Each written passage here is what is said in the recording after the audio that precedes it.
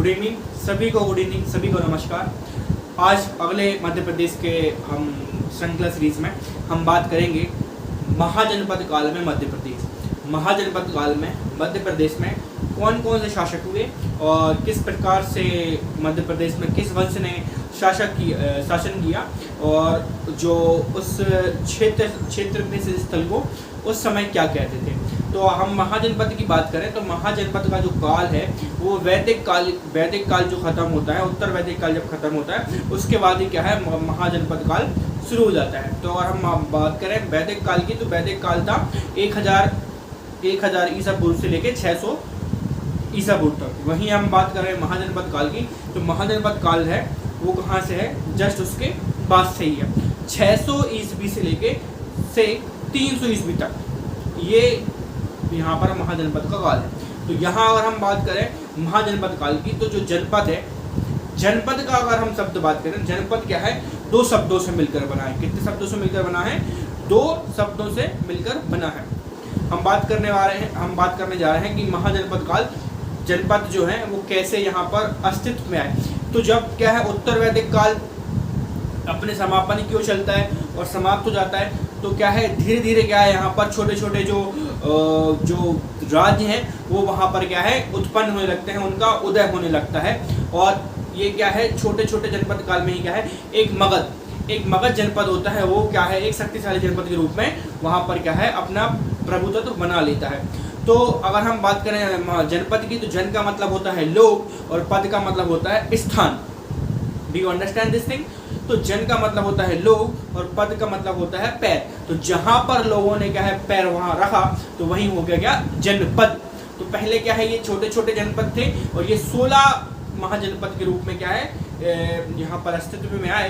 तो इन्हीं 16 जनपदों में क्या है मगध एक शक्तिशाली क्या है जनपद रहा।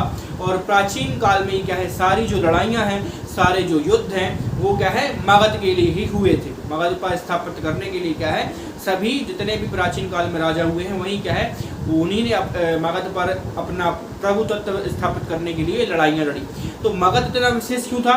तो मगध इतना विशेष इसलिए था क्योंकि क्या है एक तो क्या है नदी वहाँ पर है गंगा नदी। तो एक तो क्या है वहाँ पर खेती के लिए सिंचाई के लिए क्या है तो क्या है गंगा नदी में हो जाती है वहाँ पर। उसके बाद क्या है वहाँ के किले को क्या है भेजना इतना आसान नहीं है, इसलिए क्या है मगध का अपना ही एक महत्व है। तो ये कृषि के लिए भूमि इसकी अच्छी है। तो इतना सब जो क्वालिटी है वो मगध के अंदर है, इसलिए क्या है वो 16 महाजनपद में से क्या है एक महत्वपूर्ण जनपद के रूप में स्थायित्व में आया। और यहाँ पर क्या है विशेष राजाओं ने क्या है यहाँ पर एक दूसरे से लड़ाई की किसकी मगध को पाने के लिए। तो हम अगर बात करें यहाँ पर मगध में कौन कौन से शासक मतलब राजवंश हुए, डायनेस्टीज हुई जिसने क्या है मगध पर यहाँ पर क्या है अपना आधिपत्य स्थापित किया। तो अगर हम बात करें महाभारत समकालीन की तो एक बृहदत्त वंश का एक शासक है, तो वहाँ से मतलब मगध पर अपना प्रभुत्व बनाने का एक प्रकार से इतिहास में माना जाता है। उसके बाद लेकिन ऑब्वियसली अगर हम बात करें हर्यक वंश के बाद आता है शिशुनाग वंश, उसके बाद आता है नंद वंश, उसके बाद क्या है हमारा मौर्य साम्राज्य, उसके बाद शुंग साम्राज्य, फिर कर्ण साम्राज्य, उसके बाद अगर हम बात करें क्या है गुप्त वंश और सातवाहन। इसके बाद क्या है लगातार क्या है फिर यहाँ पर प्राचीन काल में राजवंश आते जाते हैं। लेकिन मुख्यतः क्या है मगध पर जो शासन है वो इन्हीं वंशों ने किया है। ठीक है, इन्हीं 16 जनपद में क्या है हमारे मध्य प्रदेश में। अब हम मध्य प्रदेश के संदर्भ में बात करते हैं तो मध्य प्रदेश के संदर्भ में जब हम बात करते हैं इन्हीं 16 जनपदों में से हमारे मध्य प्रदेश में 2 जनपद थे। कितने जनपद थे? 2 जनपद थे। तो 2 जनपद की हम बात करेंगे पहले हम बात करेंगे यहाँ पर 2 जनपद थे। एक तो हमारा कौन से, एक था हमारा चेदी जनपद और एक दूसरा था अवंती। एक हमारा था चेदी जनपद और एक था अवंती। तो चेदी की राजधानी कौन सी थी? चेदी की राजधानी अगर हम बात करें ये क्या है वर्तमान में बुंदेलखंड में है। वर्तमान में बुंदेलखंड और अवंती है उज्जैन। अवंती, उज्जैन, और चेदी जनपद है वर्तमान में क्या है, बुंदेलखंड। अगर हम चेदी की बात करें तो राजधानी कौन सी है, शक्तिमती इसकी राजधानी थी, शक्तिमती इसकी राजधानी थी। और उज्जैन की बात करें तो उज्जैन अगर हम बात करें कौन की, किसकी बात करें, अगर हम अवंती की बात करें तो अवंती की क्या है राजधानी, उज्जैन थी। वर्तमान में भी क्या है, उज्जैन इसका नाम है अवंती का। हाँ, शाखा की बात करें, इसकी एक और शाखा है, तो शाखा की अगर हम बात करें तो शाखा, इसकी एक जो शाखा है वो एक क्या है, कलिंग में थी। शाखा की बात करें तो एक कलिंग में, क्योंकि कलिंग क्या है अभी कहाँ है वर्तमान में, उड़ीसा। वर्तमान में क्या है, कहाँ पर है अभी, उड़ीसा। तो यहाँ का एक प्रसिद्ध राजा था, यहाँ का एक प्रसिद्ध राजा था जिसको सभी जानते हैं, खारवेल। कौन सा राजा है, यहाँ का एक प्रसिद्ध राजा है खारवेल। खारवेल प्रसिद्ध राजा है ना। और इसी में क्या है, शिशु, यहाँ पर क्या है, शिशुपाल हुआ। शिशुपाल को तो क्या है सभी जानते होंगे, शिशुपाल जिसका क्या है वध श्री कृष्ण ने क्या है, श्री कृष्ण ने अपने चक्र से किया था। उसने क्या है 99 मतलब उसको पाप, ऐसा माना जाता है कि 99 पाप और 99 जो गलतियां थी भगवान श्री कृष्ण ने उसको माफ करने का क्या है एक प्रकार से वचन दिया था। लेकिन जब 100 पाप हो जाने के बाद मतलब श्री कृष्ण ने कहा था कि मैं तुम्हारा वध कर दूंगा। तो ये वही शिशुपाल है। यहाँ पर क्या है, जब 100 जब क्या है पाप पूरे हो जाते हैं शिशुपाल के, तो भगवान श्री कृष्ण क्या है शिशुपाल को अपने चक्र से क्या है उसका वध कर देते हैं। अब हम बात करें बाद में जब क्या है चेदी जनपद क्या है कमजोर हो गया, इसमें क्या है फिर बाद में यही जो है चेदी जो जनपद है वो मगध काल में यहाँ पर क्या है मगध साम्राज्य में सम्मिलित हो गया। तो यहाँ तक की बात आपको क्लियर एंड कट समझ में आ रही हो। उसके बाद अगर हम बात करें मध्य प्रदेश के मध्य प्रदेश के अगला जो जनपद है अवंती, तो अवंती को क्या है या कहाँ पर है, मध्य प्रदेश के पश्चिम भाग में है। कहाँ पर है, मध्य प्रदेश के पश्चिम भाग में। एक क्या है एक सशक्त महाजनपद था, और मतलब जो 16 जनपद थे उसमें से एक क्या है एक बहुत ही क्या है सशक्त जनपद था। और यहाँ हम बात करें बौद्ध ग्रंथ के अनुसार, किसके अनुसार, बौद्ध ग्रंथ के अनुसार, बौद्ध ग्रंथ के अनुसार क्या है जो अवंती है उसको क्या है अच्युत गामनी क्या है कहा जाता था एक प्रकार से अवंती को। और अवंती क्या है 2 भागों में बांटा था, एक तो क्या है उत्तरी अवंती और दूसरा दक्षिणी जनपद, मतलब एक था उत्तरी जनपद और एक था दक्षिणी जनपद। तो जो उत्तरी अवंती है उसकी राजधानी उज्जैनी थी, और जो दक्षिणी जनपद है उसकी राजधानी महेशमती थी। और अभी महेशमती को क्या कहते हैं हम, महेश्वर। इतना क्या है आप समझ पा रहे हो। और इन दोनों भागों क्या है बेतवा नदी, ये हमारा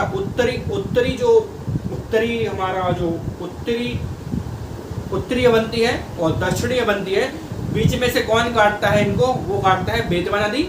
और बेतवा नदी को पुराना जो नाम है बेतरवी, इसका क्या है बेतरवती इसका पुराना नाम है बेतवा का। यही नदी क्या है दोनों को क्या है बीच में से पृथक करती है, मतलब अलग करती है। अगर हम बात करें बौद्ध ग्रंथ के अनुसार अवंती में क्या है 2 मतलब नगर प्रसिद्ध से, एक था क्या है सुदर्शन नगर और एक क्या है कुरुधर। ये 2 प्रसिद्ध नगर थे कहाँ पर, यहाँ पर हमारे अवंती में। अब हम बात करें आगे, तो आगे हम बात करें इसी में क्या है मतलब शासन हुआ इसी में चंडप्रद्युत की बात करें हम, यहाँ पर क्या है एक चंडप्रद्युत एक महान शासक था और वीर शासक था। इसको क्या है यह हाथी कला जो हाथी पालना है उसमें इसको क्या है विशेष कला हासिल थी हाथियों के पालने में। और इसी के जो पिता हैं पुलिक, वो क्या है एक यहाँ पर क्या है बृहदत्त राजवंश के, यहाँ इनके जो पिता हैं पुलिक, वो क्या है वो यहाँ पर बृहदत्त राजवंश के जो राजा हुए कौन हुए राजा यहाँ पर रिपुंज, वो उनके अमात्य थे। कौन, जो चंडप्रद्युत है, उसके पिता पुलिक वो बृहदत्त राजवंश के राजा रिपुंज के अमात्य थे। इतना आपको समझ में आ रहा है। बाद में क्या है, रिपुंज को क्या है हटा दिया जाता है और फिर राजा कौन बनता है, चंडप्रद्युत। ठीक है। और ये जो चंडप्रद्युत है वो जो महात्मा बुद्ध के समकालीन का राजा था। अगर हम बात करें और उस समय मगध का राजा कौन था, 16 जनपद चल रहे थे, ये तो अवंती की बात कर रहे हैं। इस समय मगध का राजा कौन था, तो इस समय मगध का राजा कौन था, बिंबिसार राजा था। कौन था, बिंबिसार इस समय मगध का राजा था। और इसी के समयकालीन की एक घटना है कि क्या है, जो राजा चंडप्रद्युत है वो बीमार पड़ जाता है।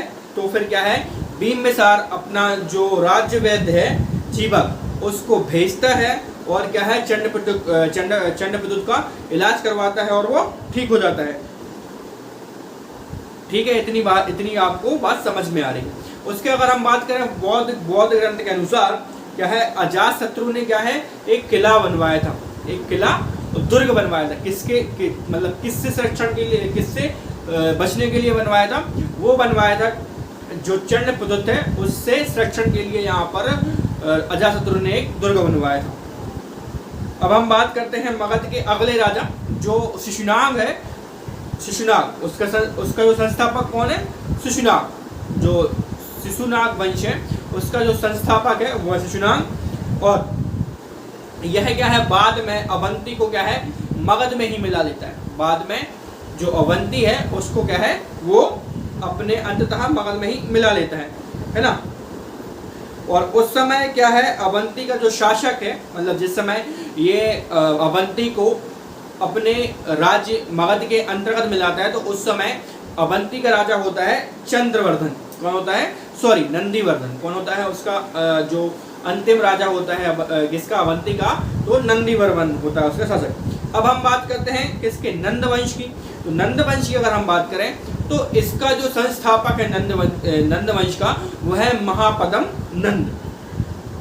और इसने भी क्या है, चेदी एक हमारा जो मध्य प्रदेश का एक और जनपद है, उस चेदी को भी क्या है महापद्म नंद वो क्या है अपने साम्राज्य में स्थापित कर लेता है, मगध में ही मिला लेता है। और जो नंदवंश के मुद्राएं हैं मध्य प्रदेश में एक जगह मिलती है, बड़वानी। कहाँ मिलती है, मध्य प्रदेश में ही क्या है, नंदवंश की क्या मिली है हमें, मुद्राएं मिली है। कहाँ मिली है हमें, ये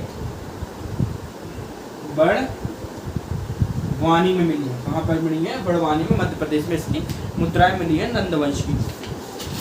अब नंदवंश के बाद हम पढ़ेंगे मध्य प्रदेश में मौर्य वंश।